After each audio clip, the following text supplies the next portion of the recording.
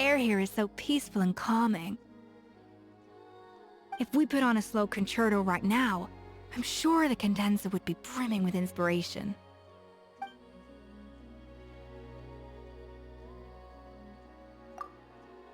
You know, it almost feels like coming home. No picky customers, no reputation to uphold.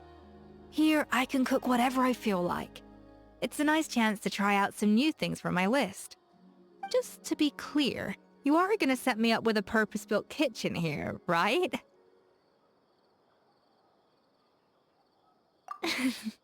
Don't worry, I'll make sure it's worth your while.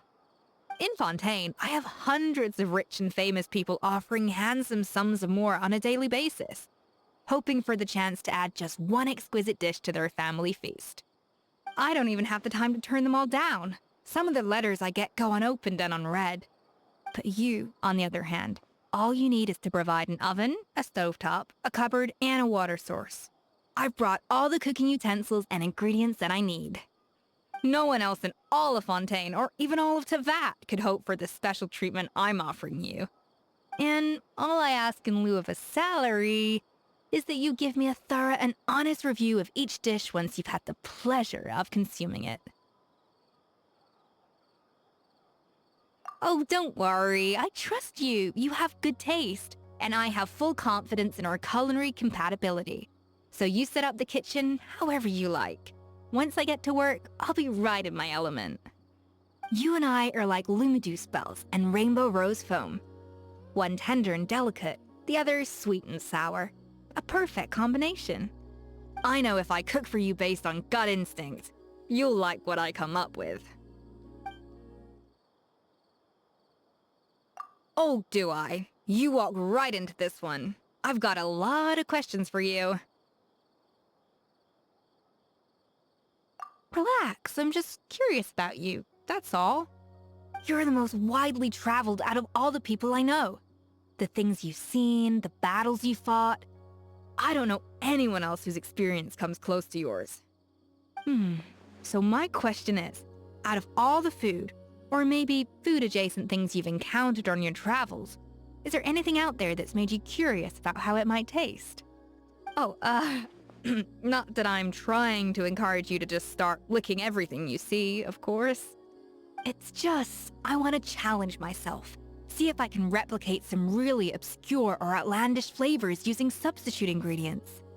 Basically, if there's any flavors in the world strange enough to pique your curiosity, then trying to imitate them has got to be one of the most technically demanding challenges in all of precision gastronomy.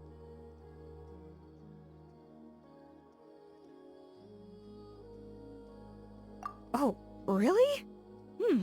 You surprised me with that answer. I suppose curbing your curiosity can be important for self-preservation.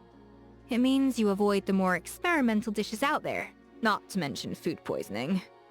But I'm still confident that I can create some new and tantalizing flavors to expand your comfort zone. Aha! There it is! The taste of elemental life forms. A question that has intrigued the culinary world for centuries. A lot of people draw associations with fruits and other plants of a similar color. For instance, it's commonly held that cryo-slimes taste like mint, and electro-slimes taste like wolf hooks. However, the samples of slime condensate that I've collected myself seem to refute this idea. The compounds that they contain are quite contrary to what you'd expect. Hydro-slimes, for example, you'd think they taste like sea Ganoderma, but in fact they're completely tasteless. And while pyro-slimes do have a spiciness akin to the Yun chilies of Liyue, they also contain small amounts of an intensely sweet substance. It's decided. I'll recreate the flavor for you the next time we have afternoon tea. Metal and war energy. Now those sound like some interesting flavors. I actually wondered the same thing when I was a kid. What does white iron taste like? What about imported star silver? Unsurprisingly, both tasted absolutely terrible. White iron tastes like 2 parts mud, 3 parts hay, and 5 parts white wax. Star silver actually had notes of snow and ice, but it was like snow and ice mixed with lime wash paint. Just a little taste is enough to send you into a coughing fit. As for raw energy, I've never been brave enough to try a new Messiah block or anything like that. If I had to guess, though, I bet it causes a tingling sensation, by virtue of the damage it would do to your tongue. Recreating that flavor in a dish would be a major challenge. I guess I'd start with crushed ice as a base and go from there. Let's revisit this when the weather gets a bit warmer. Oh, plenty of things. There's so much I want to try. It feels kind of greedy of me. I want to learn how to paint. I'd love to have a painter's level of familiarity with the whole color spectrum, so I could explore the interplay between color, emotion, and taste, and apply that knowledge in the kitchen.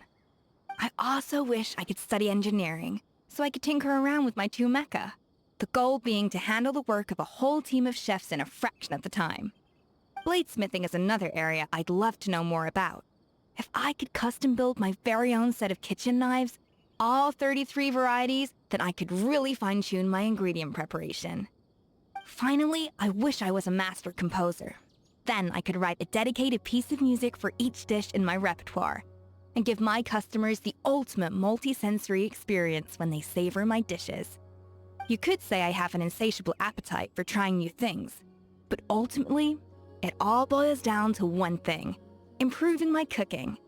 Everything I've mentioned is in service of that one goal. So, I guess, wherever my interests might take me, it'll always lead me right back to the kitchen where I started.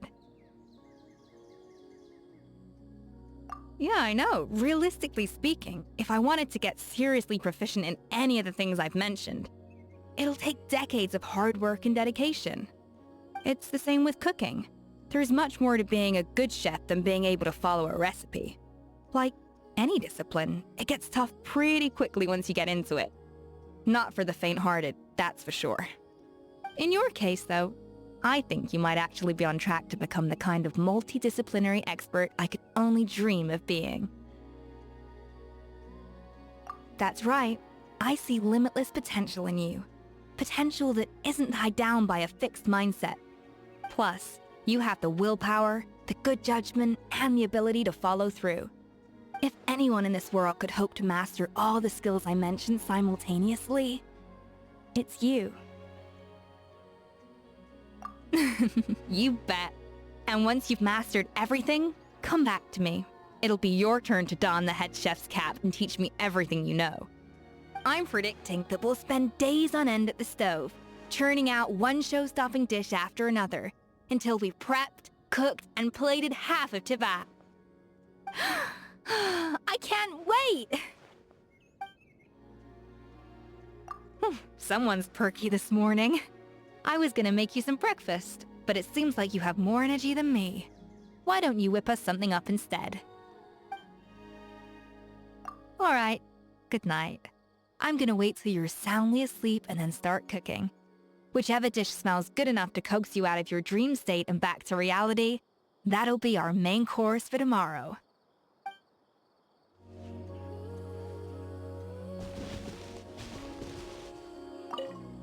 So, you have this whole pad all to yourself? That's impressive. You could raise probably 10 saurians here.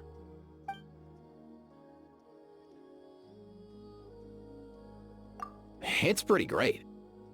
There's fresh air, plenty of space, it's comfortable and cozy. Pets and saurians would feel right at home here. Everyone's got their own focus. I'm sure you could teach me a thing or two about adventuring, for instance.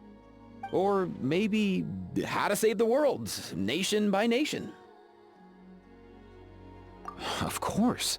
You helped Natlan in its hour of need. People like you deserve all the praise they can get. From what I see, you have a lot of experience surviving in the wild, and you have a real zest for life in general.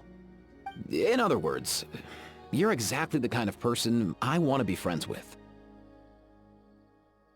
Well, people with a zest for life are usually proactive about keeping their homes clean and tidy, and they don't tend to cause trouble everywhere they go. It makes you much less of a liability, bro. Huh? Was it that obvious?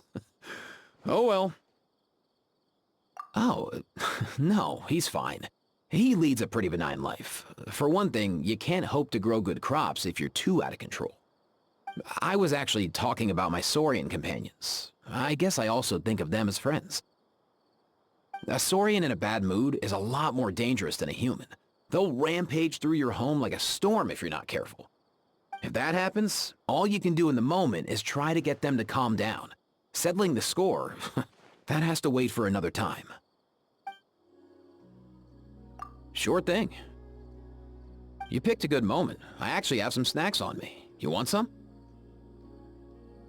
They're for whoever wants them. Me, you, or the Saurians. It never hurts to carry some food with you.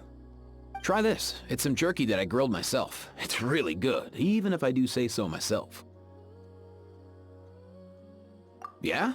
I'm glad you like it. I also do other kinds with different seasonings. I'll bring a bigger variety next time we meet.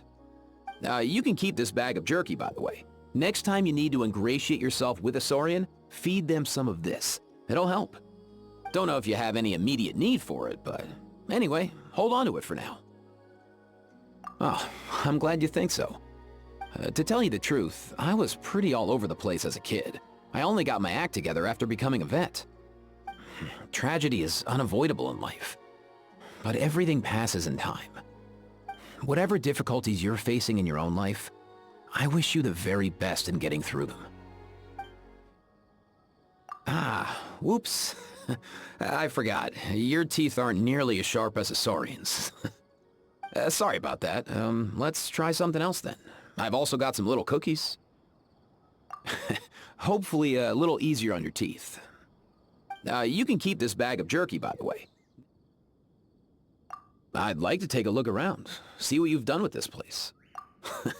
Maybe I'll pick up a thing or two about furnishing and decorating. Wow, I like how you've arranged some of your furnishings. It's fun and practical. I'm actually thinking about redecorating my own yard at the moment. You don't charge tuition fees, right? Teach you something, huh? Let me think. I think I'd be hard-pressed to teach a seasoned adventurer like you any new tricks. But if I had to pick something... Okay, try this hand gesture. Yep, it might look simple, but the angle and the frequency of repetitions are key. Not too fast, not too slow. Just calm and gentle, with a sense of rhythm. That way, they can feel your energy. If you get it right, you'll have cats, dogs, and Saurians coming up to say hi to you. They see it as a sign of friendship. Useful little trick, huh? I wouldn't recommend it. Maybe for smaller animals, but with most Saurians, whistling can anger them. Saurians can have big egos, and they're pretty intelligent creatures too. They won't appreciate being controlled or condescended to. Fundamentally, dealing with Saurians is no different from dealing with people. Honesty and respect goes a long way. Even more reason for me to take notes. Teach you something, huh? Morning. Fellow early riser, huh? A solid routine is the key to a healthy, balanced life. Good night. Don't stay up too late. Sleep is precious. I have some medical charts to update, so I'll be up for a little while still.